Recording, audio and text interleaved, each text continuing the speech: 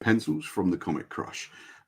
This is our comic creator podcast. Today we're very, very lucky to be joined by Mr. Mike Perkins, here to talk about The Batman, First Night, which is a new book written by Dan Jurgens that's out on the 6th of March in the UK, 5th of March in the US. I'm sure you can pretty much guess the subject of this, but Mike is going to talk us through it today. I got to say, it's a real thrill to me to be talking to Mike because he is hands down one of the best artists I've ever seen in my life, and he's a pretty good guy to boot. So let's welcome him now. Mike, how are you? Hello, it's Dan Jurgens. Jurgens, is it? Oh, okay. I always wondered about that. Just thought I'd get that in. Thanks. It's the second time. Second time. We first teamed up on Green Lanterns, and somebody referred to us as the Swedish chef of comics because it was Jurgens Perkins. I think you should do that on all promotional materials, Mike. I think there should be like, you could do one of those read-along books, couldn't you? Like pure Swedish chef read-along. Yeah, it would be brilliant. Perkins. And no one would have ever have done it before. That's the key thing. So I can I talk about when I first saw some of this or not? Okay. Yeah, of course you can. So I was really lucky. I bumped into Mike at MCM last year, and he gave me a very small sneak peek of what he was working on, which was this book. Now, I'm a huge Batman fan, so I just went nuts. How did this come about? Was this something that DC asked you guys in particular, you and Dan, to work on for because it's the 85th anniversary this year? 85th anniversary, yeah. And that in March. Yeah, and would sort of signify as to why you've gone back right to the very year that it was created, because the book is set in 39, I believe. Yeah.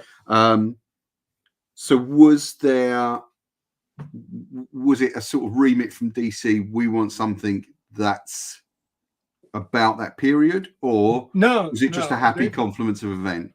Well, it kind of originated from just before I started Swamp Thing. I was doing lots of little bits and pieces here and there, and I did a few pages on Generations, which was a thing Jurgens was doing with a bunch of other writers, a bunch of other artists. And there was one section in it where there's the 1939 Batman. And that was one of the pages I drew. Okay. And from that, Dan was like, would you like to work on a 1939 Batman? I'm like, of course I would. It'd be brilliant. And he said, okay, I'm going to put a pitch together and see what I can do. And I said, well, I'll do an illustration for it to accompany the pitch. And usually that helps to push it along a little bit. And so he's all up for it. But I did say to him, I said, look, I'm just starting Swamp Thing, which is 10 issues. Ended up being 16. And if DC really want to go with this at this time, then please, go with a different artist, because I'm too busy. I can't do it. So he put it in, and it didn't really go anywhere. He didn't hear anything about it. Nothing happened. And so I was coming to the end of the Swamp Thing run, and I said to Dan, do you mind if I put this pitch in again and see what happens? So we put it into the Bat offices, and it didn't happen. Nothing happened again. And I'd started up a conversation back and forth with the Black Label guys. And I thought it would be a good fit for that. We wouldn't have to deal with continuity issues. We wouldn't have to deal with anything else. Just put out a good book that we wanted to do. And they went for it. They were like, yeah, this is brilliant. Let's do it. So I guess it just needed to be in that position. It needed to be accepted by the editors who wanted that milieu. Yeah.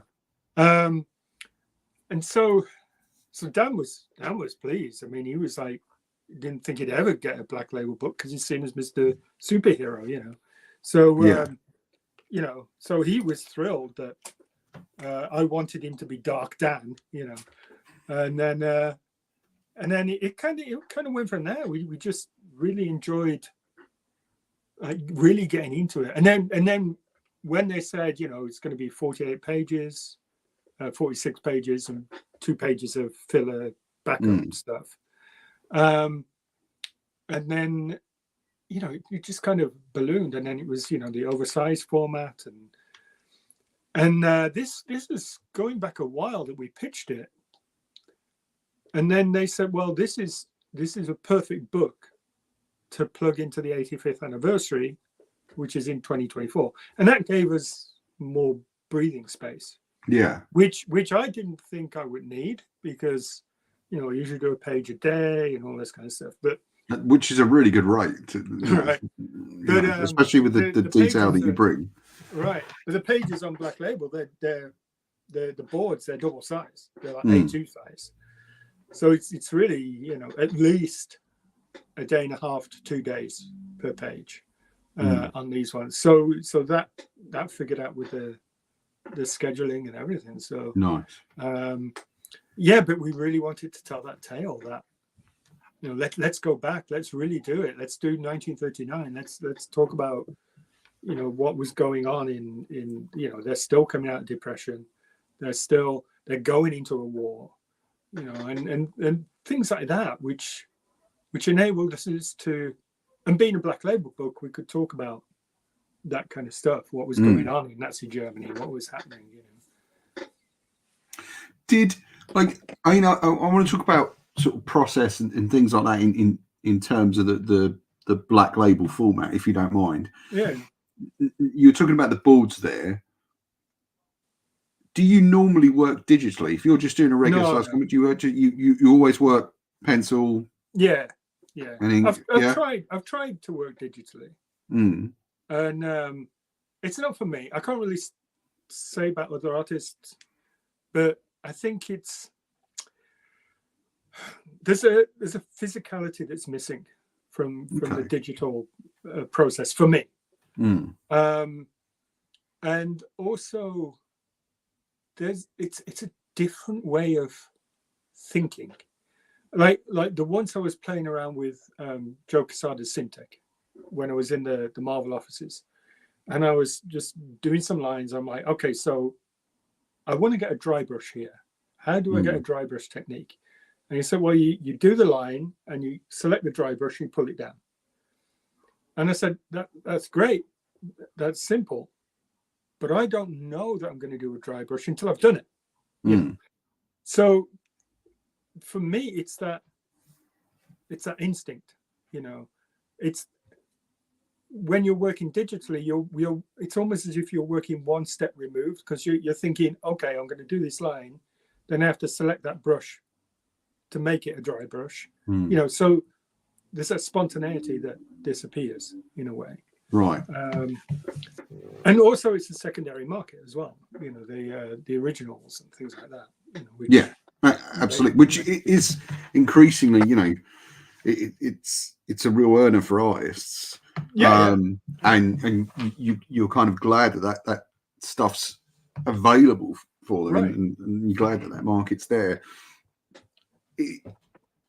Working at that size, that adds, as you said, a day or so.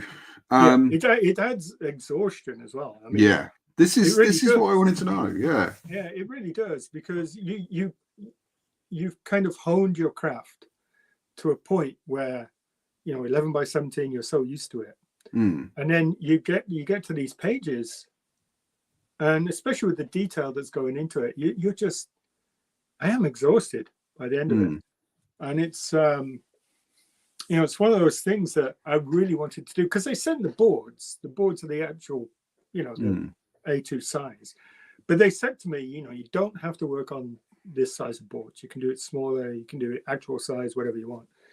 But I wanted that challenge. I wanted to do that, you know, just to do something different. And then by the end of the first issue, I was like, well, I've got to do the other 2 issues like this because it'll just look weird if I don't. But it is so much more tiring. Yeah, no, I know that Hitch has done it a few times, worked up double size and everything. And it's good to do that on a few projects, I think, because while I've been working on this, I've also done some fill-in, like 10 pages here and there on Detective. So I go back to like the 11 by 17, and I'm doing it in half a day. It's so tiny. But still, just as much great detail I find in your work. Right, I never looked at that Lois Lane book, which I absolutely adored, and that's the first conversation we had for that book, and there's so much packed into that. Right. And I still think it's one of my favourites because of the way it looks. As all comics are, let's face it. But I mean, like we discussed it before, it's still not the book that we wanted to do. No. But is that I mean, I suppose here you haven't got the pressures of having to tie into to the existing continuity, as you say. Right. Is this going to be, if I could just briefly ask about Dan, is this going to be like a different side of Dan that we're seeing? Yeah. I mean, he's written that kind of in-depth stuff before. Most recently, I mean, he just did that Lord of the Jungle thing for Dynamite, the Tarzan book, right? Which was kind of darker and everything as well. But yeah, I mean, it's a really good read. I mean, it's a solid read. There's not a lot of single page Doomsday beating up Superman pages, where you can just way. And the thing is, me in particular, I've kind of embraced that European album format where you can have a 10 panel page. I mean, the way that Dan will send the script anyway it was the first time it worked like that on Green Lanterns, where it was mostly a paragraph and some dialogue, rather than panel 1, panel 2, panel 3. So it's more of a plot thing in a way. Yeah. So closer to sort of the Marvel method, where it's a bit looser. In a way, but I did say to Dan, look, I like to know what my characters are saying. I like to have some idea of dialogue, because I like to know how the characters are acting to what they're saying. So we've done that, but yeah, I mean, it's all very. Let me have a look here. Try not to ruin anything. I'll hold it away from the camera. Yeah. So you see, you got like basic dialogue of this is where it's going, and I can break that down however I want to. Like, I put a split there. So I've got a Batman reaction shot to what's going on, So I've put an extra panel in there for that reaction, and I think you're just able to do that on that extra size paper a bit easier than you would on the other stuff. Like looking at a lot of the Black Label stuff so far, there actually seems to be very few panels. Like it's like they kind of people want to use that space, right, to do bigger pictures.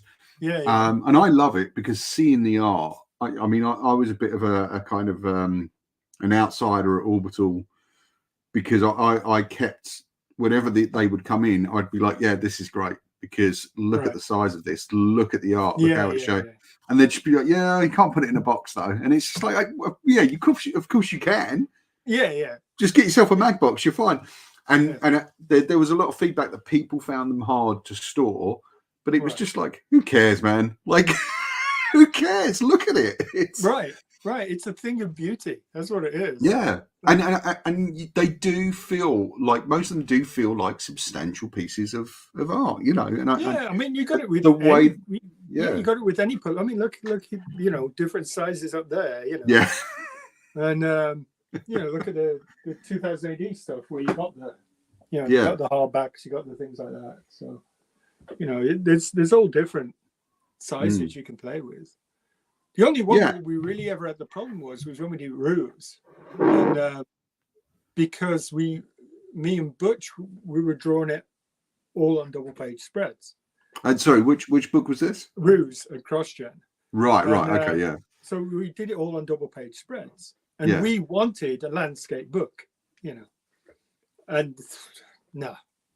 I mean, I think if it was now, we could have done it, but then it was like, how are we going to put it on the bookshelves? It's like, well, all the Brian K. Vaughan panel syndicate stuff and the stuff that Marcus Martin, those all come out in odd sizes, and you know, you only get them out in trade once. But Private Eye was because of the webcomic format they're coming from.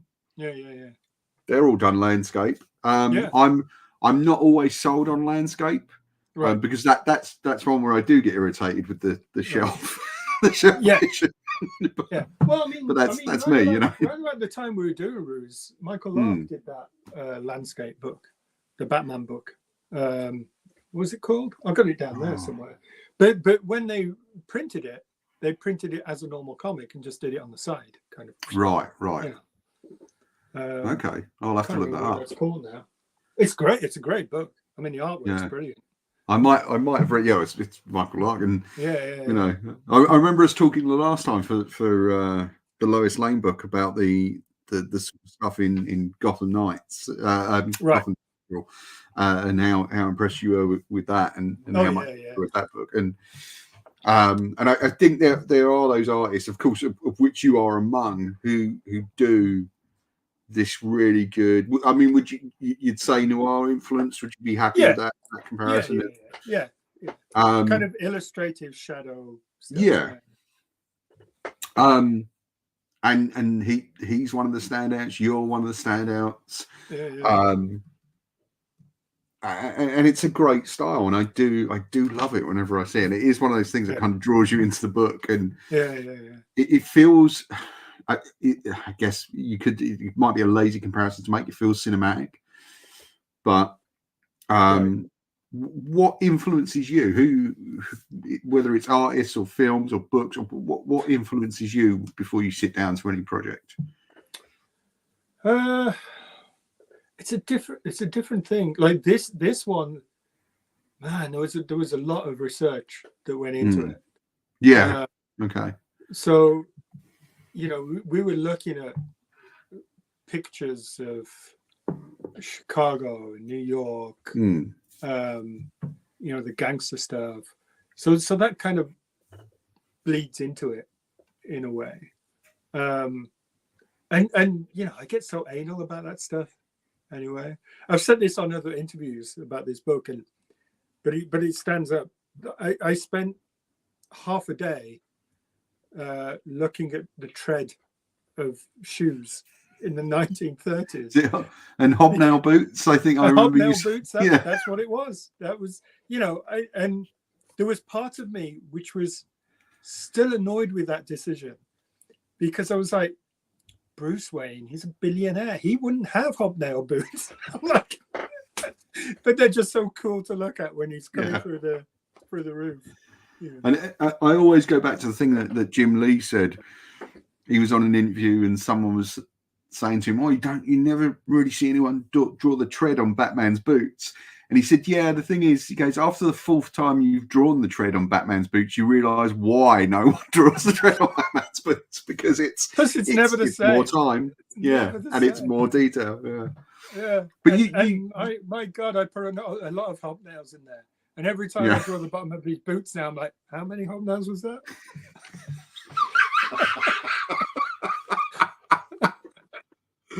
It's the trouble with being a details oriented artist. Like, you know, you've got you make the rod for your own back, I guess. But that was one of the things. We're going back to the size of the pages. I was talking to Charlie Outlard about it, because he lives just down the road from me. So I was talking to Charlie about it, and I was telling him about the size of the boards, and he was like, "That's brilliant! You can just slap it on." I'm like, "I'm putting more detail in."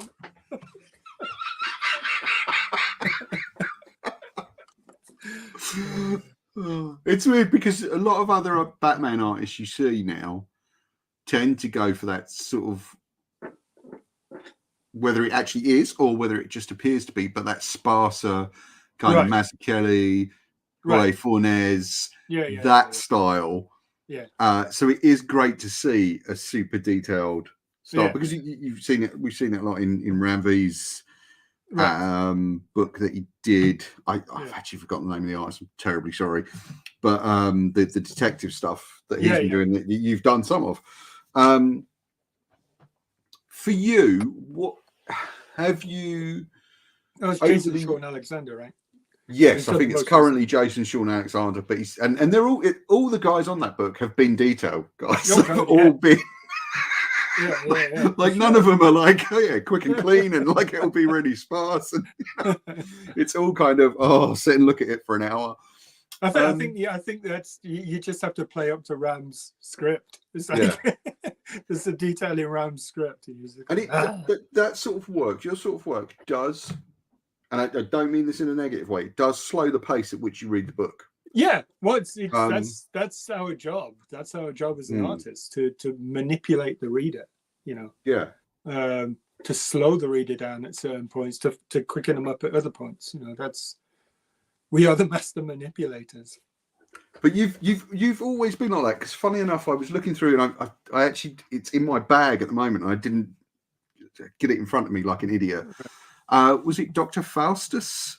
With Mike Carey. So an issue of that turned up at Gosh, and I was just like, I'm having that because that's Mr. Perkins. I'm gonna take a look at that. It still stands up. I mean, there's bits of it which I can't look at, but it still stands up.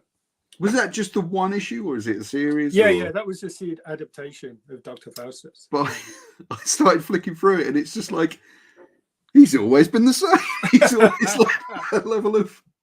Have you learned to kind of? Do you think pull back on that a little bit, or are you kind of even more? No. I've learned how to pull back on certain things, right? Just to help with the clarity of the vision, Okay. And part of that is from my wife, who's a scientist. She doesn't know art whatsoever, right? But sometimes she would come in and look at my pages, and she'll go, "There's too much chip chap going on." Like, what? Too much chip chap. And it just meant, it was like I was just putting too much in there, which wasn't needed, Okay. And so I was like, okay. The day afterwards, I could come back and go, At the time, I was like, no, it's not. Leave it. That's my heart. That's my draw. Come back the next morning. Damn it. That's an interesting mix, art and science. Does that play into your work? I mean, beyond what we've just talked about, does it play into your work at all? Do you start to rationalize where you normally wouldn't? No, because I have no science in my brain.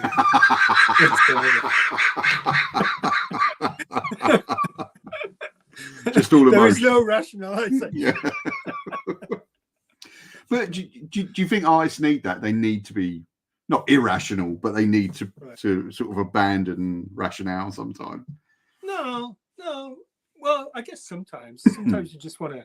I mean, you look at Sienkiewicz stuff, and it's just sometimes it just scratches on the page, and it's still brilliant. Yeah. I think that sometimes you kind of need that. I guess that's where I'm coming from with the dry brush thing, where I don't know I'm going to do it until I've done it. Yeah. There isn't a rationalization to that. I just know that it needs to be done at that point. And I guess that's the irrational side of it, rather than the overthinking. Yeah. Okay. That's interesting. Do you mind if we take a look at? We've got like a little preview of the book here, just what's already out there, so people may have seen this. If people at home, if you're watching this on video, obviously I'll put this on the website page with the audio version of the podcast. But if you're watching this on video, you may want to blow the screen up to full size, just so you can see these, because they are. Well, don't blow your screen up. But... No, don't blow the screen up, for God's sake. Especially not in the middle of the show. But yeah, I mean, let's look at this. Now, who you're inking these pages, I assume? Yeah. And And Mike Spicer, who coloured the Swamp Thing, is doing it. He's doing the colour. It was really interesting with the colour, actually, because we originally saw it as, well, I originally saw it as kind of sepias and blues. Right. And we did that for about 10 pages. It looked great. But after 10 pages, we were like, for a whole book, this is going to be a bit boring. Okay. And I think it was Dan who said, well, if we keep doing that, it's just going to look like a flashback. And we're kind of saying that the 1930s weren't vivid, Yeah. And so I basically, at that point, I just stepped back and I said, Mike Spicer knows what he's doing, so let's just leave it to him. And the good thing with that is, he'll lead the eye around on that page. You got those pinks that go around, and then they can follow the eye around. Yeah. With the sepia tones, it all becomes blended into one thing in a way. So it was a very conscious decision eventually not to go down that sepia way. But saying that, at some point I would like there to be a black and white version of this as well, because I put a lot into the grade. So hopefully there at some point there'll be a black and white one, but Mike's done a fantastic job. So I think you should definitely pressure DC into that, because they gave Raphael Gramper, the noir editions of his Bat book. So yeah, I did mention that to them, actually. Well, he's getting it. I do love it. I mean, just looking at this page, if we may, I love how up here it's the sort of realistic colouring, and then as you move down, we start to get into the more fantastical stuff, and then back into the realism, and the way that the pinks and the sort of maroons here really play off the old school Batman purple gloves, and and it very much keeps. You can see that those kind of magentas and everything, they're the Batman scenes. Whereas the other ones are the Commissioner Gordon scenes, So it helps to separate that page as well, in a way. I mean, it's just great stuff.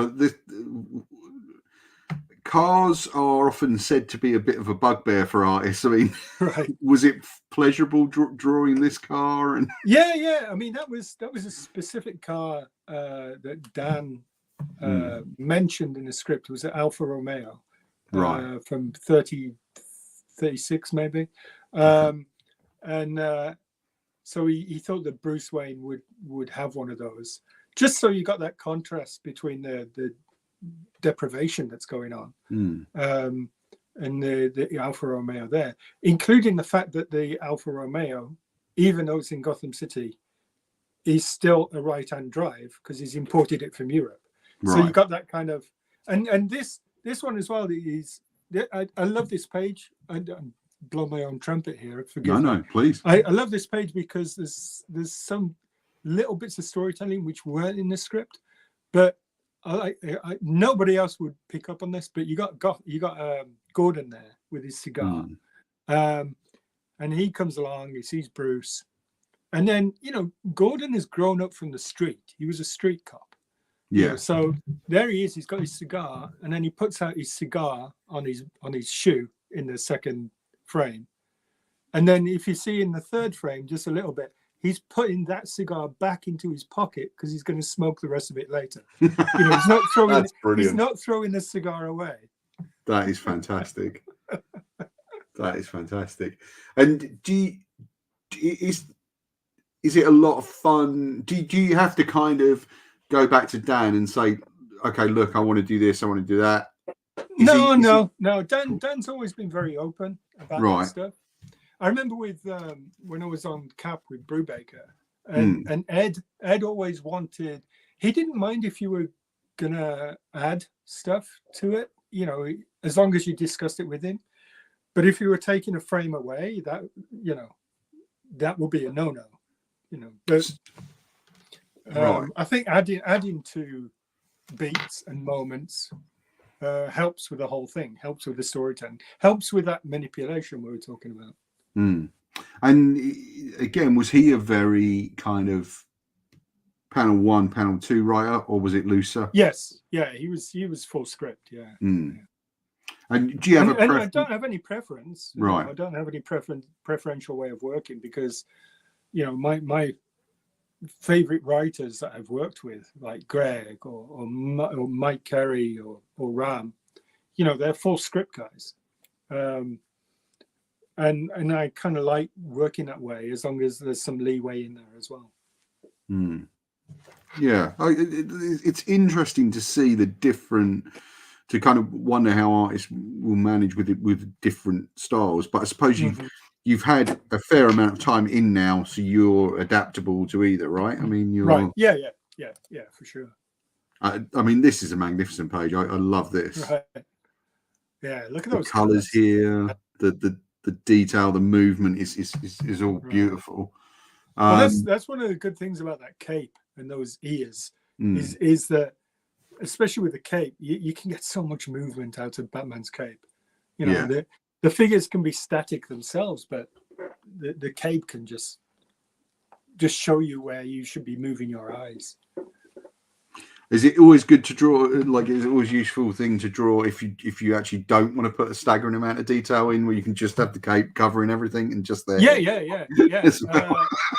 In some of the things, we just put that silhouette there. Yeah. And it works. It works just as well. Especially with this Batman costume, where you got those big scalloped ears and everything. Which I loved. Yeah, those are fantastic. Is he a fun character to draw? Oh, yeah. I feel like it's almost every artist's rite of passage at some stage.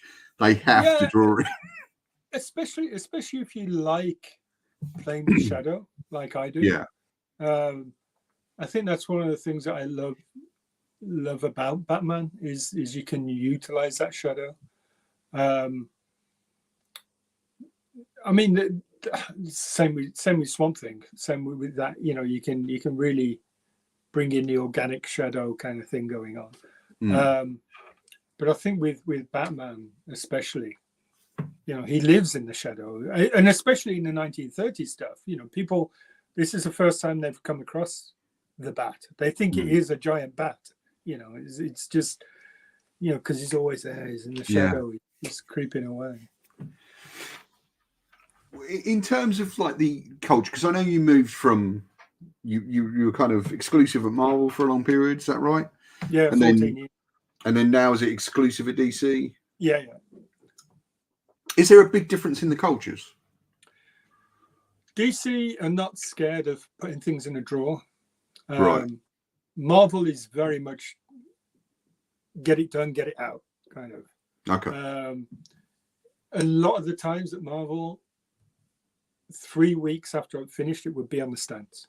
Wow. It really is that fast. I send it to the printer and it's gone. That's it. Okay. Whereas DC are like, we can put things in a drawer and, schedule it when a lot of it's done. I mean, I don't think I may be wrong, but I don't think there's any way that DC would have gone, a year and a half back or however long it was. Let's save this for 2024. Yeah. It's like, no way. They'd be like, come on, get it done, get it out. That's a big difference, I think. And I think that's one of the reasons why during the pandemic, DC kept everybody busy, because they were just stockpiling.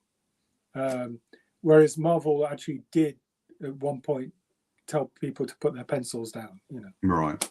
So because it's very much a swift turnaround kind of thing. Okay.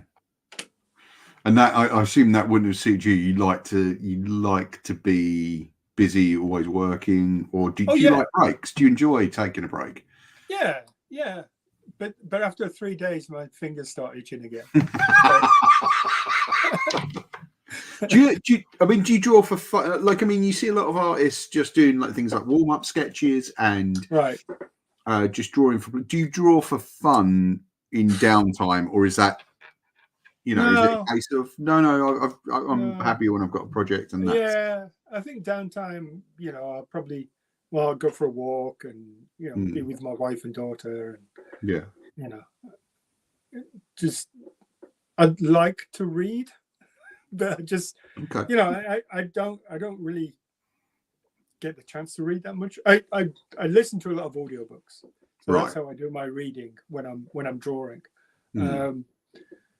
But as for I've got so many books, so many novels, physical novels that I've got to get to one day. I mean, I took the Mike Mulcher's book with me to Lanzarote. That's really good, yeah. And loved it. And I really got into it. It's a fantastic book. And I got like 3/4 of the way through and came back home. And I still haven't read that last quarter yet. And that was last February. So. Oh my God. Well, we won't tell Mike that. It's a great book, except for that last sort of 30 pages. Well, the thing is, he's so tall, you only see 3/4 of him anyway.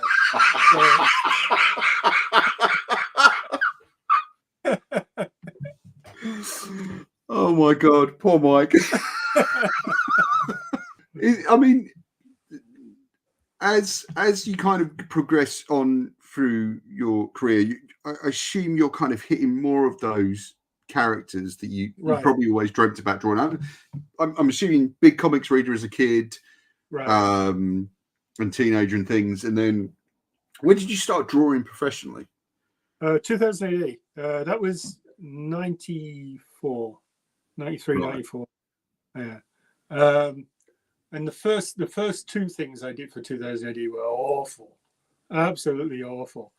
But then I did a Terror Tale, and that seemed to find my voice. Right. It was, again, it comes back to that shadow, that I could utilize that shadow, and like the first thing I did for 2008, which was a Future Shock, it was very comedic in tone, and it didn't. I don't think it really suited me. Then the second thing I did was a Dread, and I just shat myself. It was just like I was like, I'm supposed to build up to this. But they must have seen something in the talent there to go, right, Dread. I guess. I mean, it just they kind of pushed it away into an annual,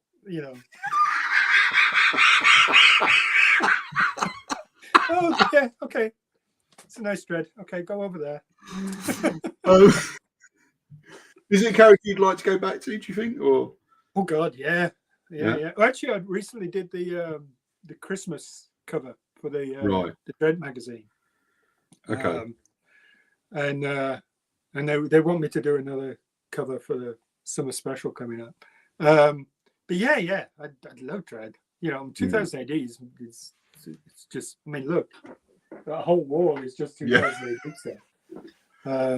I think this is one of the few times where both the people on camera have got shelves and shelves of comics behind them. It's not that often when I do these things. The thing is, I've got like 4 sections there. So I've got the 2000 AD stuff there. The next section is kind of Marvel.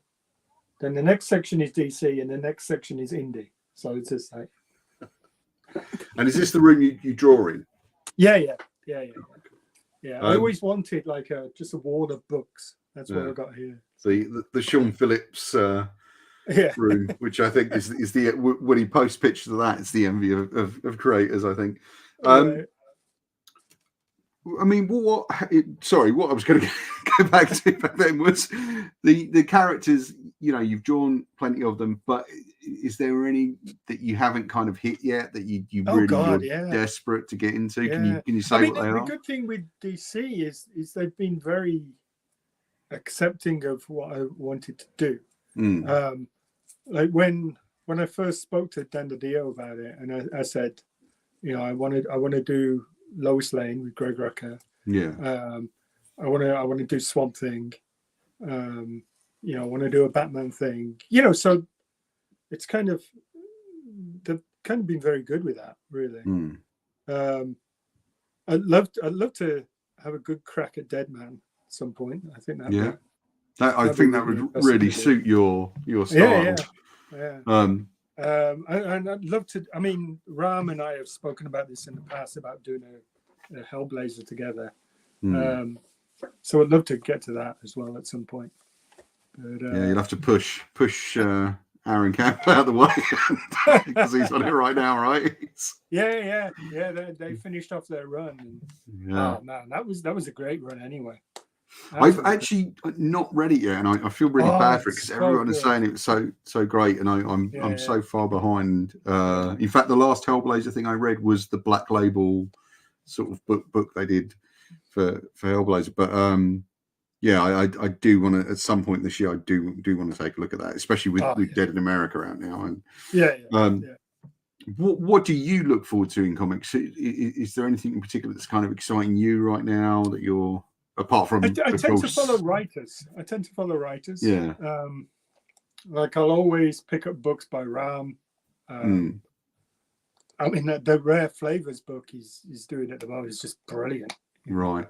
I'll always follow Jeff Lemire's stuff. I'll always follow Greg's stuff and Brew Baker, Mike Carey. So I'll always, I follow the writers rather than the characters in a way. Right. I'm loving a lot of what James Tynion does at the moment as well. Like the Nice House on the Lake. And, that was great. Just brilliant. Yeah. But do you not kind of look at? I mean, you must obviously look at other artists. I mean, I've become more of a person who's kind of drawn to the art now as I've gotten older. Right. I'm very much like, okay, I just want to see how the book looks and feels and that sort of thing. Any favorite artists out there? Oh God, yeah, there's loads, right? I mean, there's too many to go on, and they all bring something different to the feel of things as well. They've had a really good run of artists on the Bat books recently. Yeah, very much so. And I mean, there's so many that you can take from and look at and just admire what they're doing at the moment. And there's some guys that I'd love to see more of. I don't know what Jerome Pina has been doing since he did did that book with Rick Amanda, right? Can't remember what it's called. It's down there somewhere. But I don't know what he's doing at the moment. Right. And there are certain artists that whatever they're doing, even if it's something I'm not really into, I'll follow. I'll always follow Trev Hairsign stuff, and because I just love his movement of characters. Right. I think you pick up on certain things that you just want to emulate yourself. You want to absorb it a little, I think. I'm just trying to think. What I really pick up at the moment. Like oh man, what's the guy who does the Nice House on the Lake? Bueno, is it Bueno? I can't. Yeah, can't remember. I think he's Argentinian, isn't he? I want to say Spanish, I think, right? Spanish. I can't. Yeah, oh, man. I met him in Paris. And, such a lovely guy, and I just love his artwork. He's just brilliant. It was a gorgeous book to look at. Do you? I mean, what's next for you after this? Are you looking that far ahead? Because you're. I assume you've done. You must have you finished No, this? I'm still halfway through the third issue. Right. Issue. And so there's a couple of things which are kind of that me and Ram have been talking about. Okay. I've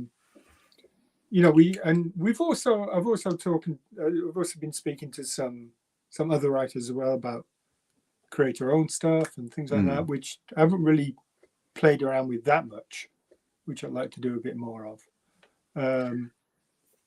Because really, I've only had the one create-your-own book out there, and that was the Rowan's Ruin with Mike Carey. Right. So there's other things, there's options out there. You know, I've been approached to do other things, but at the moment, my concentration is on finishing this one. It's just exhausting. I think if there was a follow-up to this, which we would be interested in, I'd probably do it at a slightly smaller size. Just well, now you've ruined it for me, because that's got to go on the shelf. So where am I going to put it, Mike? Come on. No, the printed size will be the same size. Oh, right. The actual artwork size will just be slightly smaller, I think. I thought you were going to become the bane of comic collectors everywhere, because the number of posts you see on forums that are like, why do they do this? Why is it this size and this is this size? Have you ever seen the Panini Germany stuff that they do? Yeah. Panini Germany, just they do gorgeous editions of different things. Let me hold on. You can look at my bum for a bit. It's what they're tuning in for, Mike.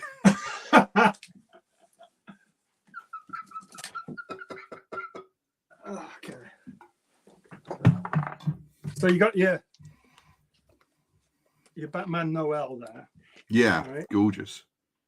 Which is the snow comes out. Oh wow! Look at that. And the Batman and Catwoman figures at the back. That's stunning. Yeah, and of course these are all oversized stuff, which is just brilliant because you can really take in the artwork. And the Joker book there, which is just brilliant. Actually, I admire how sort of egoless you are, Mike, because you've got to have German editions of your own books there, right? And you've picked out two of Lee's. Not to this kind of quality. I mean that I've actually spoken to Panini Germany about doing a black and white version of this. Excellent! Yeah. And they were actually discussing maybe a like a slipcase thing and everything. So we'll see. Let me know if you do, because my wife's German and she heads over to back home all the time. So I'll tell her to make some room in the suitcase for me. Yeah, they do excellent editions. Absolutely excellent. Whenever I go over there, I'm always kind of spending hours in comic shops looking at my German is terrible, so I never quite pick them up.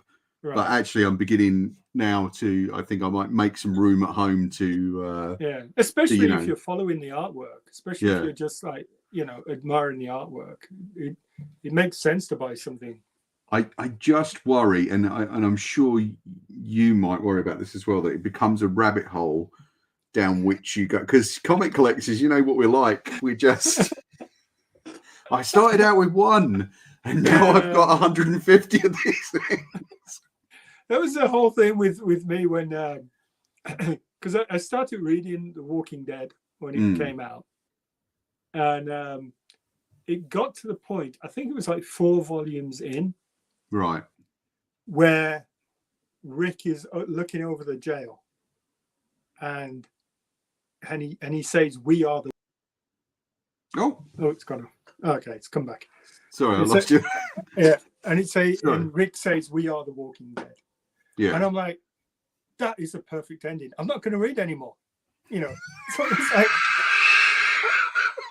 Did you ring up Charlie and tell him? So I was like, that's it. I'm not going to read anymore. It's brilliant, And then I did a signing at a comic shop in Florida. Right. And this is like, okay, so that was the end of the 4th volume. I think it was up to like 11 or 12 volumes at the time. And I told the comic guys this, and they're like, "Oh well, it carried on being really, really good, we're going to gift you, the next 4 volumes. I'm like, I don't want them. Yeah. You're ruining my ending. And they gave them to me, and I ended up buying everything, Yeah. because it was still brilliant. Yeah. But if I'd stopped at that point, I would have been more than happy. Charlie wouldn't have been happy, but I would have been happy. Just see you having a cup of tea together, which you'd know, Mike, if you were reading it. You would have seen this the first time round. You want to round. sign my copies, Charlie? Oh, there's only 4 volumes here. Oh, they're the only ones I could find. Sorry. Seems to be out of print. But I mean, when you're like, what still excites you about the medium? What is it that still kind of keeps you going through? Not through the drawing and still, because you're incredibly skilled and you produce beautiful work. But what makes you excited about it as a medium?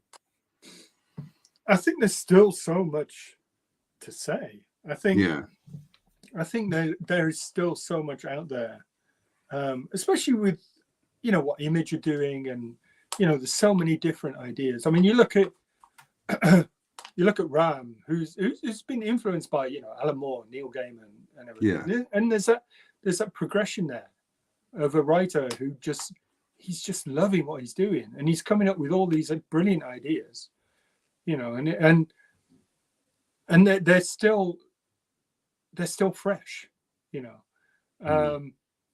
I think that was one of the wonderful things about working with Ram, just finding this. I mean, he wasn't new at the time; he'd had stuff published, but just working with this new writer who was so enthused about chewing on those words, and and just finding that enjoyment and talking to him, and him coming up with all these different ideas, and the collaborative process we had, and it was a really nice thing where he might have an idea for something, and we could either utilize that or say, well, we can do that, but if we add to it in this way, it will work out even better, So it was that proper collaboration, which was great.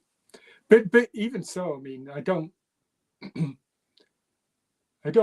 get jaded about what I'm doing as well. I think a lot of artists tend to they kind of get used to it in a way. I just remember there was an interview with Bendis, and he was bemoaning the fact that so many creators just bitch and moan all the time, and Bendis said, when I find myself doing that, I always remember my last day working at McDonald's and the boss coming up to me and saying, Brian, we'll always have a place for you here.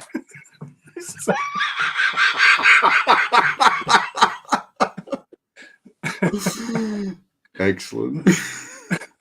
Well, this is the thing is I always think that what must be a great moment for any comic creator is when they don't have to do anything else other than create comics to pay the bill and to sort of because it's live their something life. we've always wanted to do since we were 2 years old, So it's in a way you're becoming that child again.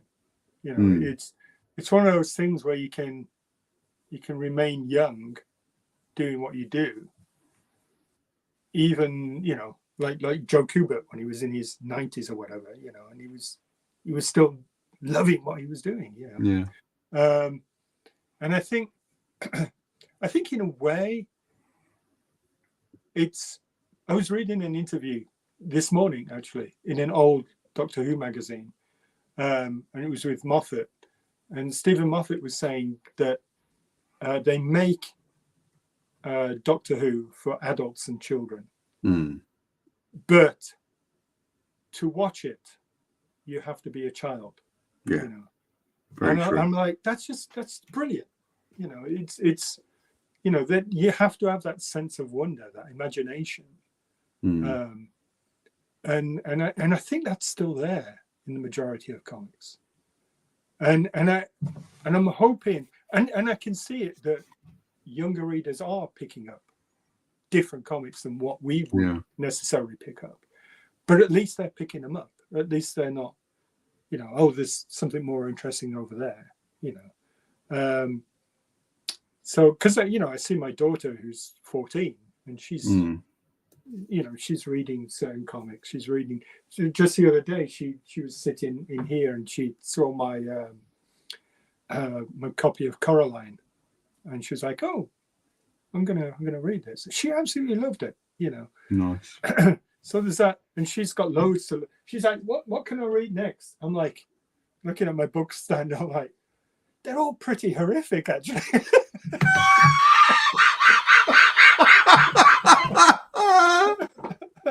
Well, we've got the entire run of Hellblazer. No, you don't want that. No, not yet. Maybe next year or the year after. Yeah.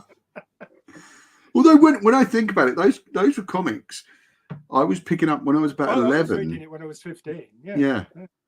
And at the time I started to really get into comics, it was like, Warrior, I think, had been running, and V for Vendetta and all that kind of stuff. And it was you didn't necessarily understand it, right? But there was something about it that kept drawing you in. So I mean, look at 2000 AD.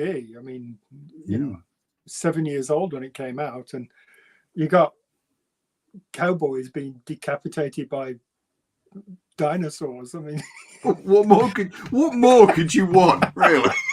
At 7 years old, it's like, what more can you want?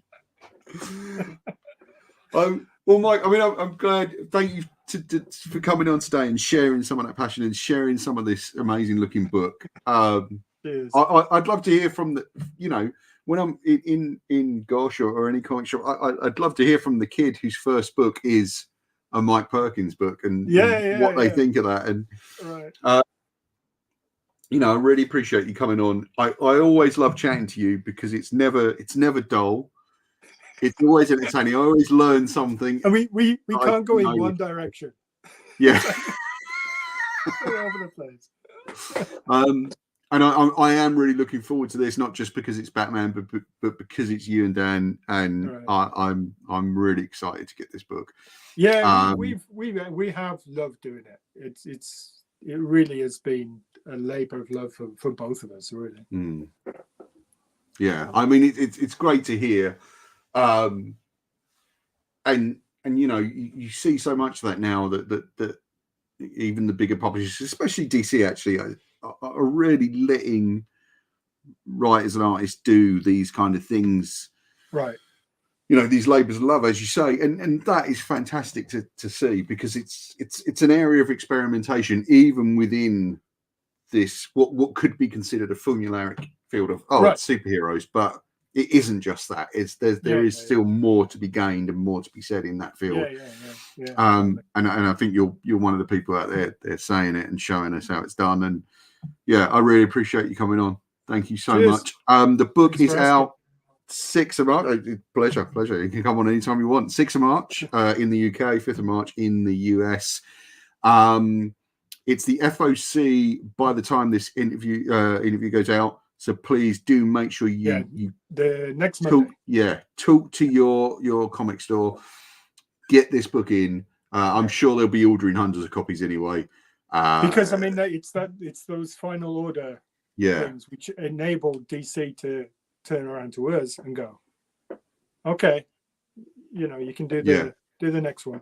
Do the sequel, and so if you want more, then guys, order it. Get onto your comic book. Pre-orders are really important. I do try and always labour this, and I always try to labour it at all. You guys ordering the book is so important to people like Mike. It's so important to Dan. It's so important to DC, and it's important to me because I write about this stuff and I get to talk to creators about it. So, and I want to see more. So do it for me. Come on, help me out. So, Mike, thanks very much for coming on. At the Comic Crush on Insta, Twitter, Hive, and Threads. Now, if you want to follow us, the Comic Crush on Facebook. We're on Blue Sky as well. Mike, if people want to follow your work, where's the best place for that? Best places are usually Facebook and Instagram. I am on Blue Sky, but I don't think I've used it for a while. No. Okay. Yeah, usually Facebook. I love following Mike on Facebook because you get to see great pieces of art every day, like just being posted, and great stuff that he's done throughout his career, and great new stuff as well. So I suggest that you follow him if you want to see that stuff. Yeah, Mike, thanks again. We'll catch you guys next time on The Crush. Thank you so much for watching. Thanks for listening on the podcast or watching on YouTube. And do make sure you give us a like, share, and subscribe, because that helps immensely with the channel. So thanks, guys. Bye-bye.